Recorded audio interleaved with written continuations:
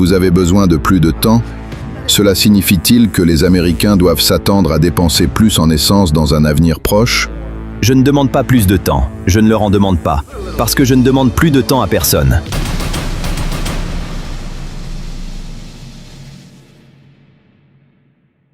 Donald Trump est très en colère. Très en colère comme une personne qui n'a pas eu ce qu'il pensait pouvoir avoir, de droit. Okay? Quand on vous refuse votre droit, vous vous mettez en colère, n'est-ce pas? On va essayer de suivre quelques vidéos ici très intéressantes suite à ce qui s'est passé en Iran. La position de Donald Trump à l'instant est très étonnante. Suivant. Que répondez-vous aux Américains qui s'interrogent sur la durée de ce conflit? Vous savez pertinemment qu'ils se posent la question. Vous êtes une honte pour les États-Unis. Le président Trump s'est montré agacé aujourd'hui lors de sa séance de questions-réponses avec les journalistes dans le bureau ovale. J'espère que les médias qui diffusent de fausses informations, comme vous, seront capables d'écrire des choses correctement. Parce que quand vous dites « Oh, ils se battent très bien », Monsieur Trump est en train d'attaquer les journalistes qui lui posent des questions pertinentes sur le déroulement de la guerre, dont il a promis aux Américains de finir très vite. Puisque ça ne s'est pas passé comme il s'attendait, on lui pose des questions, puisque les États-Unis d'Amérique, évidemment, n'est pas une dictature. C'est un pays où il faut donner un rapport en tant que président de la République. Puisque vous avez mené tout le pays dans une guerre impromptue, qui manifestement change la vie de chaque jour de tout le monde, et que la population américaine est maintenant obligée d'acheter le carburant à un prix cher, il faudrait expliquer jusqu'à quand vous comptez continuer dans cette guerre. Monsieur Trump est dans l'embarras et très inconfortable. Il insulte, sans vraiment insulter.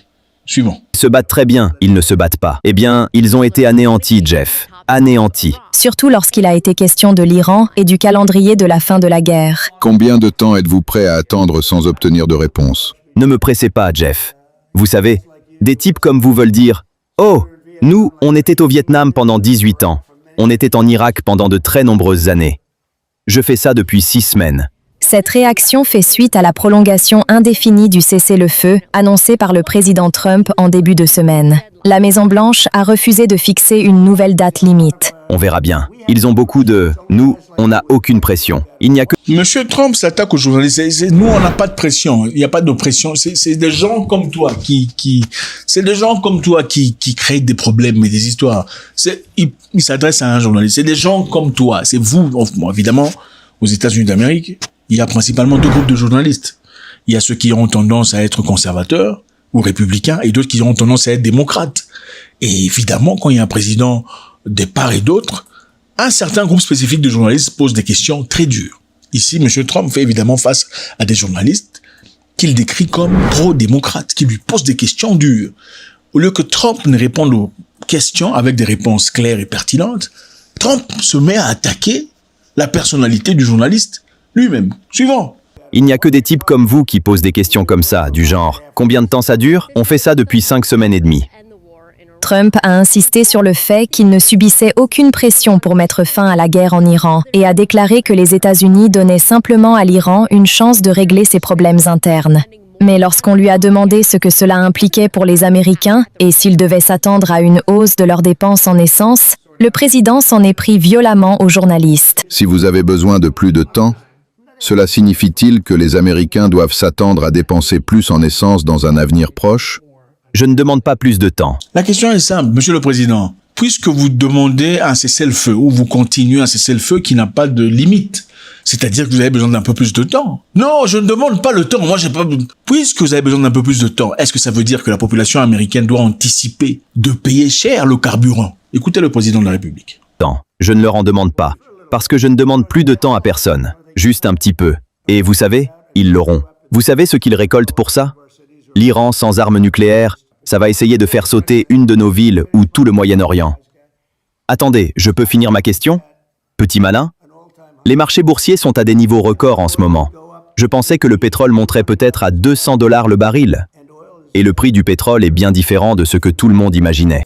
Donald Trump est évidemment dans des conditions très difficiles actuellement.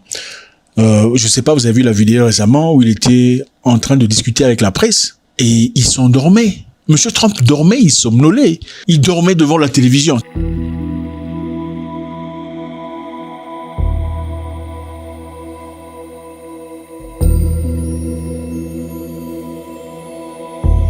Voici une information cruciale. Donald Trump pourrait être contraint de retirer les troupes américaines d'Iran d'ici le 1er mai. Et voici pourquoi c'est important. Selon la loi américaine, le président dispose de seulement 60 jours pour mener une opération militaire sans l'approbation du Congrès.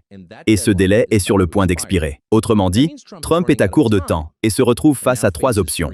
Obtenir l'approbation du Congrès pour la mission, commencer le retrait des troupes, ou tenter de prolonger le délai, ce qui pourrait déclencher une confrontation juridique et politique. Attention! Si le Congrès ne soutient pas l'opération, celle-ci pourrait être totalement interrompue. Après des semaines d'escalade, de déploiement de troupes et de tensions croissantes, la situation pourrait basculer brutalement. La question est donc, qui contrôle réellement ce conflit? Car une fois le délai imparti atteint, le pouvoir passe de la Maison-Blanche au Congrès.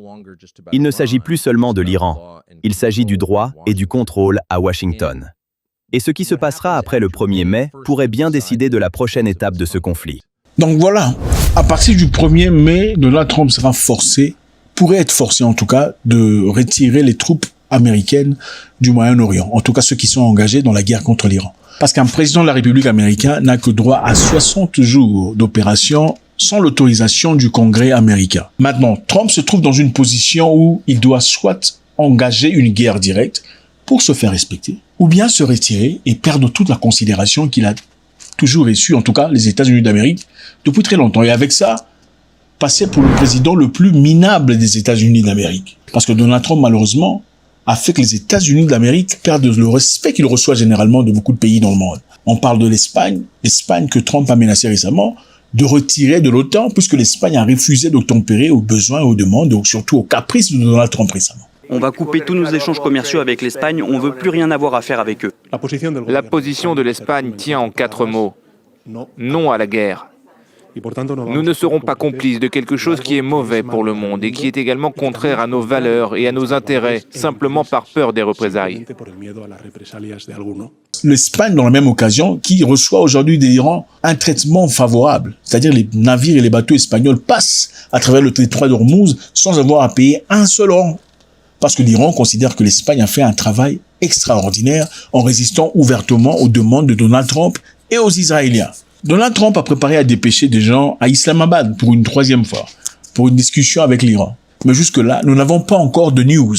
Et l'on vous donnera aussitôt qu'on sait exactement ce qui s'est passé. L'Iran, par contre, a compris que les États-Unis d'Amérique n'étaient pas aussi puissants qu'ils le croyaient au départ. Ils ont aussi réalisé qu'ils détenaient un peu plus de pouvoir qu'ils pensaient avoir dans le passé. Et maintenant, on soupçonne que l'Iran voudrait faire beaucoup plus de demandes avant d'ouvrir le détroit d'Ormuz. Faites-moi savoir ce que vous en pensez. L'attitude de Donald Trump vis-à-vis des journalistes, insultant, dégradant, pressant, est-il réellement sous pression de sa réputation? Faites-moi savoir. God bless.